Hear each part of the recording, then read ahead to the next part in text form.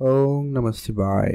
জয় শনি মহারাজের জয়। নমস্কার দর্শক বন্ধুগণ, আমরা আজ আলোচনা করব বৃশ্চিক রাশির জাতক জাতিকাদের আগামী 29 মার্চ 31 মার্চের মধ্যে যে বিশেষ পরিবর্তনগুলো আপনারা লক্ষ্য করবেন, আপনার জীবনে যে পরিবর্তনগুলো ঘটতে চলেছে সেটা আমরা এই ভিডিওতে আলোচনা করব। আপনারা দেখতে থাকুন। কোন কোন সমস্যা এখনও আপনাদেরকে সমস্যা দিচ্ছে, এমন হচ্ছে আপনার ইমিউনিটি সিস্টেম নিয়ে অনেক বেশি ঝামেলায় রয়েছেন, সাংসারিক ক্ষেত্রে কিছুটা অশান্তি ঝগড়া পরিস্থিতি রয়েছে, মনোমালিন্যের ব্যাপার কিন্তু লক্ষ্য করা যাচ্ছে, বা প্রেম সম্পর্কের ক্ষেত্রে কিছুটা সমস্যা বলা যেতে পারে ছোট ছোট কথায়, বা আপনার সন্তানদের নিয়ে কিছুটা ঝামেলা দেওয়া থাকা, বা আপনাদের পড়াশোনার জায়গায় অমনোযোগী ভাব, এই ব্যাপারগুলো আপনারা কিন্তু অনেক বেশি নেগেটিভিটি প্রভাবের মধ্যে দিয়ে যাচ্ছেন।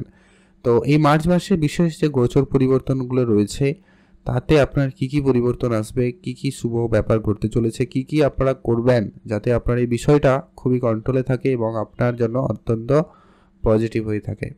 তো সেটা আমরা প্রত্যেকটা বিষয় আলোচনা করব, কি কারণে কি হচ্ছে, কবে নাগাদ ঠিক হয়ে যাবে, প্রত্যেকটা বিষয় আলোচনা করব। তো আপনারা অবশ্যই ভিডিওটি না কেটে না স্কিপ করে সম্পূর্ণ দেখার চেষ্টা করবেন। খুবই ইন্টারেস্টিং একটা ভিডিও। আর যদি ভিডিও ভালো লাগে অবশ্যই একটা লাইক করবেন, কমেন্ট করবেন, মানে ইনফরমেশনটা যদি ভালো লাগে থাকে। তো চলুন আলোচনার পর্বে যাওয়া যাক। বৃশ্চিক রাশি, রাশিচক্রের অষ্টম রাশি বৃশ্চিক রাশি। আপনার রাশির অধিপতি হচ্ছেন স্বয়ং মঙ্গলদেব, এই মুহূর্তে অষ্টম ঘরে অবস্থান করছে, যার কারণেই কিন্তু আপনাদের এটা একটু সমস্যা। আপনার ষষ্ঠপতি এবং আপনার লগ্নপতি, যার কারণে অষ্টম ঘরে থাকার কারণে আপনার ইমিউনিটি ডাউন বা পেট রিলেটেড কিছু সমস্যার ভোগান্তি, বা অল্পতেই যেন আপনার ঠান্ডা লাগা সর্দি কাশি, বা অল্প এদিক সেদিক একটু খাওয়া দাওয়া গন্ডগোল হলেই যেন পেটের সমস্যা, এটা একটু আপনাকে দিচ্ছে। তবে মঙ্গল এই মুহূর্তে কোনো রাশি পরিবর্তনও নেই মার্চ মাসে। তো আপনারা এখনও বলবো আপনাদেরকে একটু ধ্যান রাখতে, খাওয়া দাওয়া একটু বুঝে রাখতে, ঠান্ডা এই সমস্ত জায়গা থেকে নিজেকে একটু বাঁচিয়ে গুছিয়ে রাখার চেষ্টা করবেন। এটা আপনার জন্য ভালো হবে। এমন মেজর কোনো নেগেটিভ প্রভাব নেই, মোটামুটি এটা একটু ধ্যান রাখলেই হবে। এর পরবর্তী এটা গুরুত্বপূর্ণ হতে চলেছে যে কি আপনাদের সূর্যদেব এবং শনিদেব একই সঙ্গে রয়েছে আপনার চতুর্থ ঘরে, যার কারণেই কিন্তু আপনার সাংসারিক ক্ষেত্রে মাঝে মধ্যে বিনা কারণেই একটা মান অভিমান ঝগড়াঝাটি ব্যাপার লক্ষ্য করা যাবে, যেহেতু বুধ সূর্য একে অপরের শত্রু, আর শত্রু দুজন একসাথে থাকলে একটু তো কিছু ঝামেলা তো থাকবেই। তবে সূর্যদেব রাশি পরিবর্তন রয়েছে 15ই মার্চ, রাশি পরিবর্তন করে যাবে। তখন আপনার সাংসারিক জীবনে অনেকটা শান্তিপূর্ণ ভাব ফিরে পাবেন, অনেকটা পজিটিভিটি লক্ষ্য করবেন। সূর্যদেব হচ্ছে আপনার কর্মের অধিপতি, মানে অতএব আপনার দশম ঘরের অধিপতি হয়ে চতুর্থ ঘরে রয়েছে, কিন্তু দৃষ্টি রাখছিল আপনার কর্মস্থানে, যার কারণে আপনার কর্মক্ষেত্রে অলরেডি উন্নতি হয়েছে, কিছু না কিছু পরিবর্তন হয়েছে। যারা উচ্চ পদে কাজ করেন তাদের উন্নতি রয়েছে, বা যারা হয়তো একটু ছোট লেভেলে কাজ করছেন কিন্তু আপনি আপনার সিনিয়রদের সাপোর্ট পেয়েছেন, সিনিয়রদের সহযোগিতা কিন্তু পাচ্ছেন, সময়কাল খুব ভালো গেছে এইটার দিক দিয়ে। কাজ যাদের ছিল না তাদের কিন্তু কাজ এসে গেছে, কারণ শনিদেবের ঢাইয়া চলছে, খুব শীঘ্রই শনিদেবের ঢাইয়াটা শেষ হয়ে যাবে আপনার জীবনে। এটা কিন্তু একটা গুরুত্বপূর্ণ সময় আসতে চলেছে। তবে এখানে অনেকে কমেন্ট করে বলবেন যে কারো কারোর জীবনে শনিদেবের গত 2.5 বছর আপনার জীবনে কেমন প্রভাব ফেলেছে। কারো কারোর জীবনে তো অত্যন্ত খারাপই গেছে, আবার কারো কারোর জীবনে কিন্তু একটা বড়সড় পরিবর্তনও দিয়ে গেছে। এটা ডিপেন্ড করছে আপনার জন্মছকে শনিদেবের উপস্থিতি কেমন। শনিদেব যদি আপনার জন্মছকে খারাপ হয় তাহলে শনিদেবের ঢাইয়া বলুন 7.5 বলুন, এটা কিন্তু আপনাকে সমস্যা দিয়ে থাকে। যদি ভালো হয় তাহলে কিন্তু অবশ্যই উন্নতি দিয়ে থাকে। তো সেই জায়গায় ডিপেন্ড করছে। তবে সূর্যদেবের উপস্থিতি এখানে আপনাকে অনেকটা পজিটিভিটি দিয়েছে। জমি জায়গা রিলেটেড কোনো কাজে আপনার আটকে ছিল সেগুলো হয়তো হয়ে গেছে, যদি এখনো হয়নি সেটা হয়ে যেতে পারে, সম্ভাবনা রয়েছে। মায়ের হেলথ কিছুটা হয়তো আপনারা সমস্যা লক্ষ্য করেছেন, তবে স্বাস্থ্যের উন্নতি কিন্তু ঘটার সম্ভাবনা লক্ষ্য করা যাবে।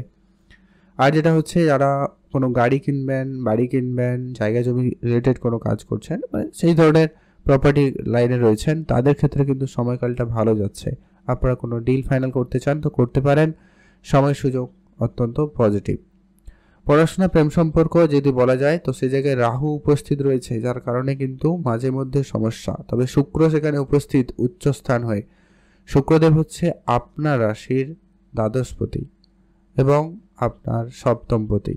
তো সপ্তমপতি যখন পঞ্চম ঘরে রয়েছে, যার কারণে কিন্তু আপনাদের প্রেমের মধ্যে যে সমস্ত সমস্যা লক্ষ্য করেছেন, বা আপনার বিবাহিত জীবনেও কিন্তু এর একটা প্রভাব এখনো অল্প স্বল্প রয়েছে। তবে খুব শীঘ্রই এটার একটা পরিবর্তন আপনারা লক্ষ্য করবেন, কারণ বুধ এবং শুক্র দুটো শুভ গ্রহ পঞ্চম স্থানে অবস্থান করছে, যার কারণে কিন্তু এটা একটা পজিটিভ সময়। এমনকি যাদের জীবনে প্রেম ছিল না তাদের জীবনেও কিন্তু এটা সময়কালে প্রেম আসার সম্ভাবনা থাকবে। আর প্রেম আসবে, আপনার প্রেমের দিক দিয়ে যদি কোনো ঝামেলা ছিল সেটা খুব শীঘ্রই মিটে যাবে। মানে দুটোই খুবই পজিটিভ রয়েছে। রাহু রয়েছে, মাঝে মধ্যে আপনার মনে দুশ্চিন্তা নিয়ে আসবে, মনে ভয় নিয়ে আসবে, সন্দেহ নিয়ে আসবে, এই ব্যাপারগুলো মাঝে মধ্যে থাকবে। তবে এগুলো যদি আপনারা একটু ওভারকাম করতে পারেন, মানে কম করতে পারেন, তাহলে আপনার প্রেম সম্পর্ক খুবই ভালো। পড়াশোনার জায়গায় বুদ্ধিমত্তা থাকবে, মনোযোগ থাকবে, শুধু আপনাকে একটুখানি সংযত হয়ে চলতে হবে। আপনার মাইন্ডকে কোনোভাবে ডিস্ট্র্যাক্ট হতে যাওয়া যাবে না, বা আপনার আশেপাশে এমন কাউকে রাখবেন না যারা আপনার মনকে বিচলিত করে। এমন বিষয়গুলো থেকে, এমন লোকদের থেকে একটু দূরে থাকবেন। দেখবেন আপনার পড়াশোনার জায়গায় অত্যন্ত পজিটিভ থাকবে, কারণ রাহু হচ্ছে ভালোতে ভালো, খারাপে খারাপ। তো যদি আপনি ভালো করতে পারেন তাহলে সেটাকে আরও বেশি রাহু আরও বাড়িয়ে দিতে পারে, সম্ভাবনা এমনটাই রয়েছে। তো এটা আপনাকে একটু দেখে শুনে চলতে হবে। সন্তানের দিক দিয়ে কোনো সুখবর আসতে পারে, তাদের যদি নিয়ে আপনার কোনো চিন্তা ছিল, দুশ্চিন্তা কাজ করছিল মনে, সেগুলো কিন্তু দূর হয়ে যাবে। এরপরে আসছি যে কি আপনার বিবাহিত সম্পর্ক কেমন কি বিষয় ঘটতে চলেছে। বিবাহের ঘরে আপনার সপ্তম ঘরে বৃহস্পতি দেবের উপস্থিতি, যার কারণে কিন্তু যতই ঝগড়া ঝামেলা হোক না কেন সেই জায়গায় আবারও কিন্তু মিটমাট হয়ে যাবে, বা এমনটা হয়তো আপনারা অলরেডি লক্ষ্য করছেন গত 8-9 মাস ধরে। হয়তো আপনাদের মধ্যে কখনো কখনো ঝামেলা হচ্ছে, আবারও ঠিক হয়ে যাচ্ছে। এটার কারণ হচ্ছে বৃহস্পতি দেব রয়েছে। এটা একটা পজিটিভ ব্যাপার, আপনাদের সঙ্গে থাকার কারণে কিন্তু এটা খুব ভালো। ব্যবসাপত্রে খুব ভালো জায়গা, ভালো সময় নিয়ে আসছে। ব্যবসাপত্রে যদি আপনি কোনো সিদ্ধান্ত নিতে চাইছেন নিতে পারেন, ব্যবসা ক্ষেত্রে কোনো পরিবর্তন করতে চান সেটাও করতে পারবেন, সময় সুযোগ ভালো থাকবে।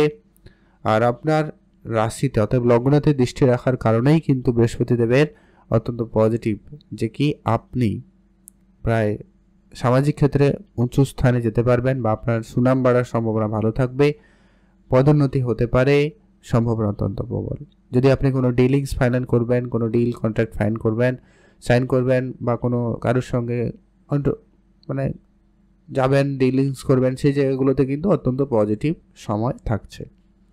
যদি আপনার কোনো অনেক দিনের কোনো ইচ্ছা পূরণ হচ্ছিল না, এবার কিন্তু সেই ইচ্ছা পূরণ হবে, কারণ বৃহস্পতিদেব মার্গী অবস্থায় চলে এসছে। আর বৃহস্পতিদেব এই মুহূর্তে অত্যন্ত পজিটিভ, আর কোনো রকম খারাপ জায়গায় যাওয়ার কিছু নেই। বৃহস্পতি কিন্তু আপনাকে অত্যন্ত পজিটিভ রেজাল্ট দিয়ে যাবে। অতএব আপনার অনেক দিনের কোনো ইচ্ছা বৃহস্পতিদেবই পূরণ করে যাবে।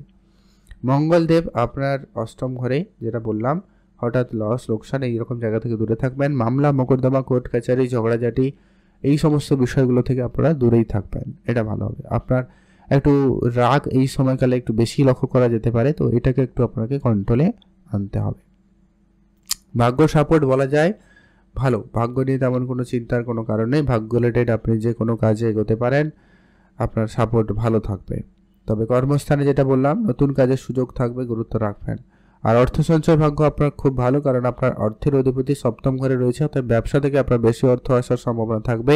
আপনি যদি ব্যবসা করছেন খুব ভালো, যারা করছেন না আপনারা ছোটোখাটো হলেও করতে পারেন, ভালো লাভ আসার সম্ভাবনা লক্ষ্য করা যাবে। আপনার অর্থ সঞ্চয় ভাগ্য খুব ভালো।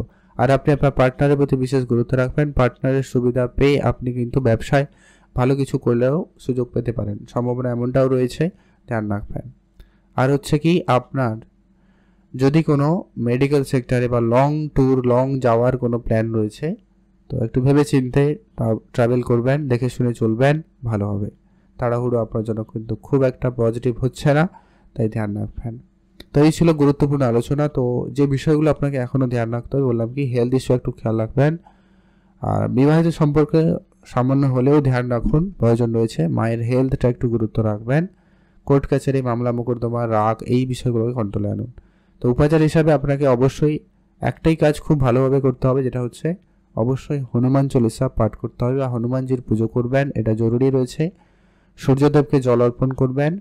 পশু পাখি, গরিব দুরস্থ লোকেদের অন্ন দান করুন, আর্থিক সহায়তা করুন, এটা আপনার জন্য ভালো হবে।